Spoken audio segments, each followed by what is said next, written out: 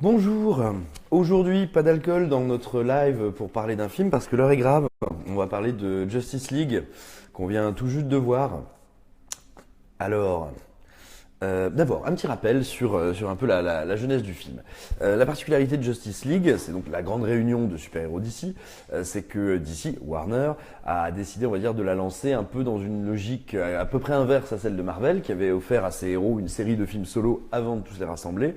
Là, l'idée, en gros, étant de dire, on doit aller au pas de course pour vite être en capacité d'être vraiment le concurrent de Marvel. Donc après avoir introduit Superman et Batman, on va rassembler tout ce petit monde très rapidement dans la Justice League.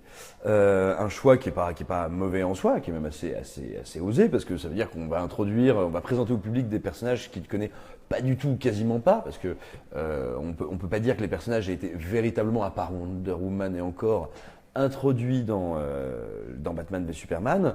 Donc voilà, on a grosso modo trois personnages qui sont parfaitement inconnus du public, enfin qui n'ont pas été présentés au public, excusez-moi, Flash, Cyborg et notre ami Aquaman. Donc, voilà pour ce qui est du film. Le film a eu une genèse extrêmement compliquée, tout simplement parce que voilà, quand Zack Snyder entame sa fabrication, sa réalisation, il y a une idée quand même assez cohérente. Enfin, voilà, c'est lui qui est, on va dire, le maître d'œuvre, l'architecte du DC Universe et assez logiquement, quand bien même, on va dire, une réunion de super-héros est un truc un petit peu plus popcorn et fun que ce qu'il avait proposé avant, c'est bien pensé quand même pour rester cohérent avec ce qu'il a fait jusqu'ici. D'ailleurs, si on se rappelle, c'était en 2015, je crois, les premières images, les 3 ou 4 minutes qui avaient été présentées au Comic-Con, qui étaient essentiellement des dialogues, étaient absolument dans la continuité de Batman v Superman d'un point de vue esthétique. C'était avec des couleurs très désaturées, très graves, assez froid. Alors on voyait poindre quelques blagounettes. Ce qui s'est passé très rapidement, c'est que la réception de Batman v Superman dans un premier temps a poussé, qui a été quand même très mauvaise. Et nous on le dit d'autant plus facilement qu'à écran large on a beaucoup aimé Batman v Superman, qu'on l'a soutenu et qu'on l'a trouvé plutôt assez brillant en version longue. Mais bon, le fait est que le film a été reçu très froidement et donc assez rapidement à ce moment-là il y a un gros chambardement chez nos amis de chez Warner qui décide plutôt que de laisser un peu une grande liberté de fabrication et de production à ceux qui sont en charge du DCU, il faut, on va dire, structurer tout ça et se mettre en ordre de marche industrielle. En résulte la création de DC Film qui est dirigé par Geoff Jones qui est là pour avoir un rôle de chef d'orchestre un peu comparable à celui qu'a Kevin Feige chez nos amis de Marvel. Donc, après ce premier changement, tout simplement, Geoff Jones, lui, va dire très officiellement, oui, on a écouté les doléances, du public, et on va procéder à un ton plus léger, a lighter tone, c'est l'expression qu'il avait employée à l'époque. Donc voilà, on va commencer à colorer, calmer, rendre plus positif, plus optimiste la Justice League, à tel point que Snyder va devoir faire d'énormes reshoots sur lesquels était revenu, il me semble, c'est le Wall Street Journal il y a une quinzaine de jours. Et donc en gros ce qui se passe c'est que il fait d'abord une première énorme série de reshoots, c'est là où on va voir arriver toute une série de trailers qui sont beaucoup plus colorés, beaucoup plus drôles et qui reprennent pas ou peu les images qu'on a vues précédemment. Et ensuite ça va aller de mal en pis, c'est-à-dire que Wonder Woman vient encore, j'ai envie de dire, souligner le succès de Wonder Woman, vient souligner et combien Warner maintenant veut en terminer avec cette espèce de ton très dur qui manifestement ne plaît pas au public. On se souvient qu'ils n'avaient pas hésité à remonter à la tronçonneuse comme des bourrins Suicide Squad déjà pour essayer de le faire rentrer dans une certaine idée du cool. Voilà, là il faut y aller plus. Donc on retourne encore des scènes additionnelles et puis il va se passer un truc assez terrible, c'est que Zack Snyder en mars dernier perd une de ses filles qui s'est donné la mort. Il va logiquement quitter la post-production du film, il ne peut plus assurer.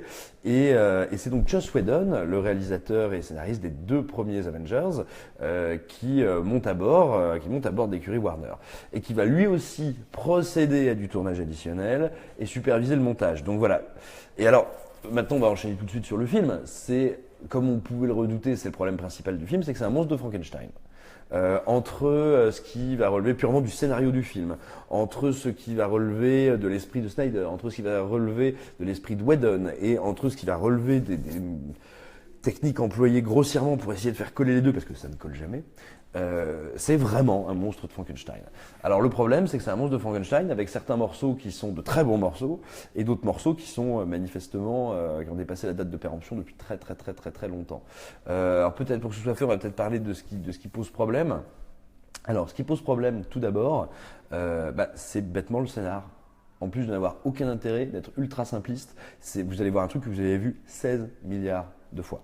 16 milliards de fois. Et vraiment qui n'a aucun intérêt. Alors bon, vous me direz, oui, on s'en fout, c'est pas le scénar qui nous intéresse dans un film de super-héros. Ok, en tout cas, sachez-le. Le grand méchant, qui pourtant est sur le papier, est pas affreux, hein, Steppenwolf, qui est interprété par Ciarán Hinds, qui est un excellent acteur, donc qui est encore une fois dans un look tout en image de synthèse, mais il a un design qui est plutôt pas mal, il pourrait être assez impressionnant. Le problème, c'est que c'est un truc fait en pilote automatique, quoi. On s'en fout. Il est jamais vraiment menaçant. J'y crois jamais. Et il fait partie de ces éléments du film qui souffrent d'effets spéciaux qui sont terriblement inégaux. Alors, on peut supposer que c'est dû aux plusieurs phases de reshoot, de travail et au travail un peu précipité pour terminer le film. Mais le fait est qu'autant il y a des moments où il est assez impressionnant visuellement, autant il y en a où c'est très très très gênant tant c'est mal branlé. En plus de ça, dans un film de juste 2 heures avec autant de personnages, il a logiquement assez peu de présence à l'écran et il peut pas vraiment se déployer et prendre de l'ampleur, c'est dommage.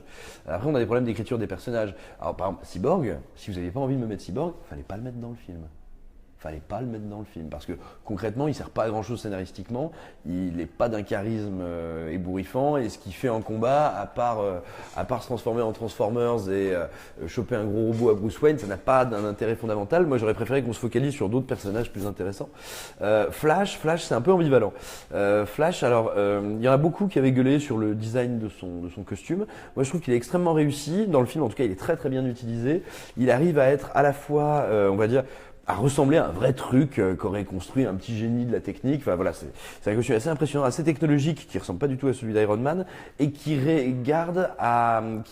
parvient à garder une certaine vélocité. Le mélange des deux, ce mélange de force technologique et d'électricité et de vélocité fonctionne très bien. Je trouve que les effets qui sont associés à Flash sont généralement extrêmement réussis. Donc ça c'est plutôt une bonne chose. Après, il est pas très bien utilisé dans les scènes d'action, ils savent pas toujours quoi en faire, même si les effets sont encore une fois visuellement très plaisants. Et surtout, on sent que le personnage a été écrit pour être un espèce de pilier comique, de comic relief, mais c'est écrit n'importe comment. C'est une espèce de caricature ultime de nerd complètement débile. Vous savez, c'est cette espèce de truc où tout le monde jette des idées d'écriture et où rien n'est cohérent. Par exemple, il y en a un qui dit bon bah alors attends, c'est un gros nerd, mais il est super beau gosse, ouais, et puis il va faire des blagues, et puis il a pas confiance en lui, mais il fait quand même des super vannes. Enfin voilà, le personnage, la dimension comique du personnage n'est pas une mauvaise idée, hein, c'est assez fidèle à, on va dire, à la jeunesse et à l'énergie qui vont avec Flash dans les comics, mais c'est franchement mal écrit.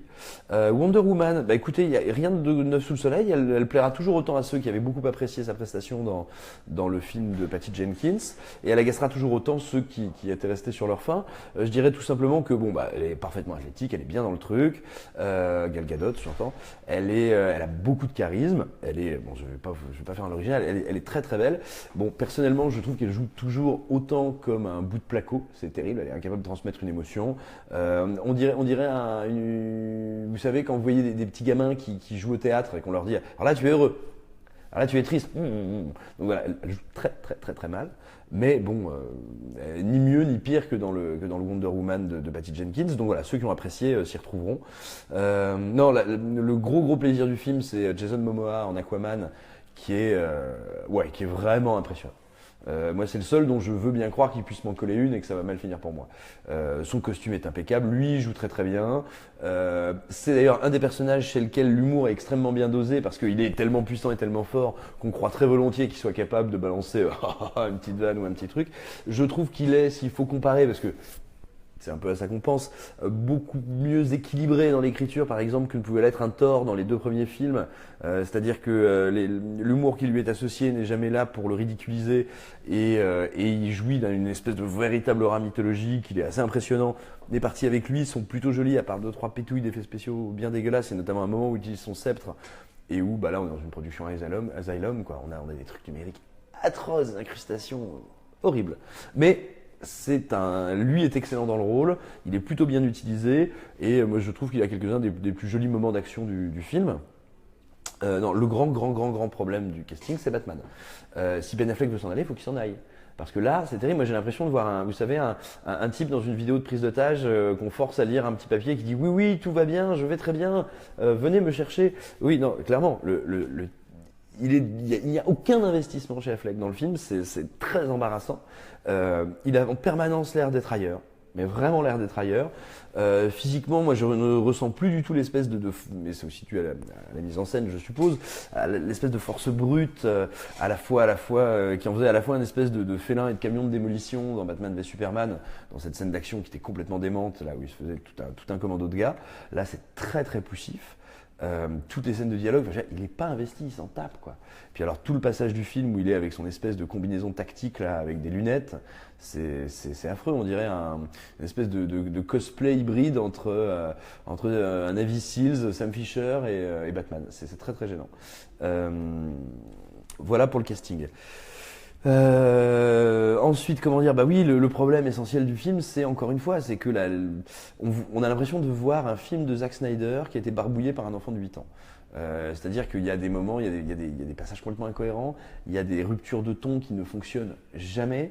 Un truc tout bête, moi dans les images qu'on a pu voir dans la bande-annonce notamment, c'était des grands cieux rouges comme ça, rougeoyants et de la grande bataille qui s'y déroule. Moi j'avoue, j'avais rien contre à la base. Et qu'on me propose un grand ciel rougeoyant comme ça, c'est un truc que je trouve plutôt très comics, plutôt éminemment visuel, enfin voilà, pourquoi pas sur le papier.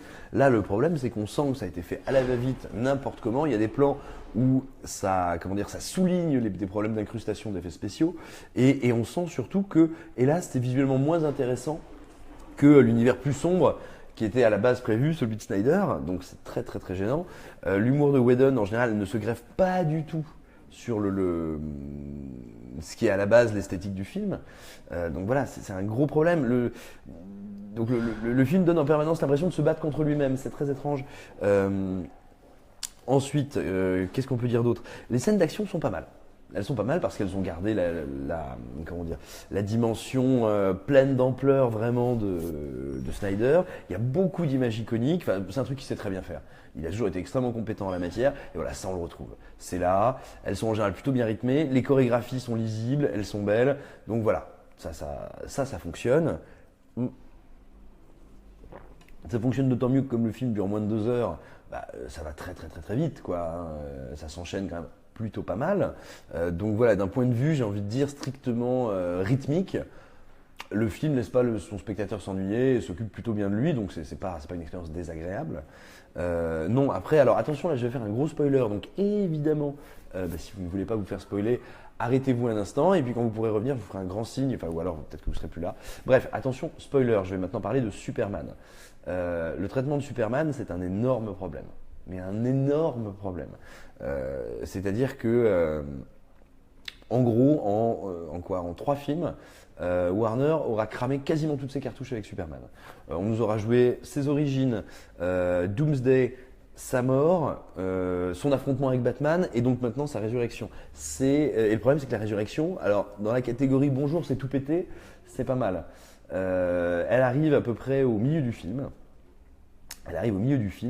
Et alors là, bérésina totale, c'est-à-dire qu'on nous joue le coup de hey, je suis amnésique, il va falloir m'aider, je ne peux pas me battre tout de suite. Alors, ça marche pas à plein de niveaux parce que le fait que Superman soit en partie amnésique et se rappelle plus de tout, est-ce que ça doit affecter ses pouvoirs? Est-ce que ça affecte ses pouvoirs? Est-ce que ça l'empêche d'utiliser son cerveau pour se dire oh, faudrait quand même que je file un coup de main au mec là, même si je me rappelle pas trop. Puis alors, on a tellement vu de personnages amnésiques à la con qui bloquent l'histoire jusqu'au moment où, élément de résolution, ils se rappellent de leur identité, ils peuvent intervenir, que très sincèrement, on s'en bat les steaks. Et réussir à faire en sorte qu'on se batte les steaks de la résurrection de Superman, c'est quand même un peu compliqué. Et comble du comble, là je vais pas vous le révéler, mais ce qui le fait retrouver la mémoire est tellement téléphoné, tellement mécanique, tellement nul, c'est gênant. Voilà. Donc écoutez, oui, le film est un monstre de Frankenstein, très mal assemblé, et donc pas mal de morceaux sont en train de pourrir sur pied. Reste que les scènes d'action sont plutôt plaisantes, Il y a plein de, ce que j'ai oublié de dire, il y a plein de moments d'alchimie entre les comédiens qui fonctionnent assez. Encore une fois, Flash est très très mal écrit, mais en termes de pure chimie, de pure connexion humaine, la manière dont il interagit avec les autres personnages est assez naturelle. Encore une fois, Aquaman est très très bien. Gal Gadot joue comme une serpillière, mais une serpillière très souriante. Voilà, c'est Ben Affleck le plus gros et véritable problème du film. Mais globalement, il y a une alchimie qui est pas désagréable. Le rythme est assez bien envoyé. Et encore une fois, voilà, si la seule chose que vous espérez venir chercher, c'est des scènes d'action avec les personnages de la Justice League, à ce niveau-là, vous serez bien traité par le film. Maintenant, c'est à vous de voir, ce que vous en attendez, est-ce que vous voulez trouver avec, quoi. Mais voilà, disons qu'il y a quelque chose d'assez triste, c'est qu'on a l'impression qu'il y a eu à un moment en germe un espèce de grand film épique, et qu'au final, tout le monde a voulu donner son avis, tout le monde s'est dépatouillé n'importe comment, tout le monde s'est engueulé, et on se retrouve avec un film qui n'arrête pas de se battre contre lui-même. C'est assez triste. Voilà. Écoutez, que vous dire de plus, on vous encourage quand même à aller le voir et à nous donner votre avis. N'hésitez pas à commenter cette vidéo, la liker, la partager, nous dire ce que vous en avez pensé, dire du mal de nous, être gentil, être méchant. Voilà. Et puis continuez à nous voir sur écran large. On vous embrasse et on vous dit à bientôt. Stop!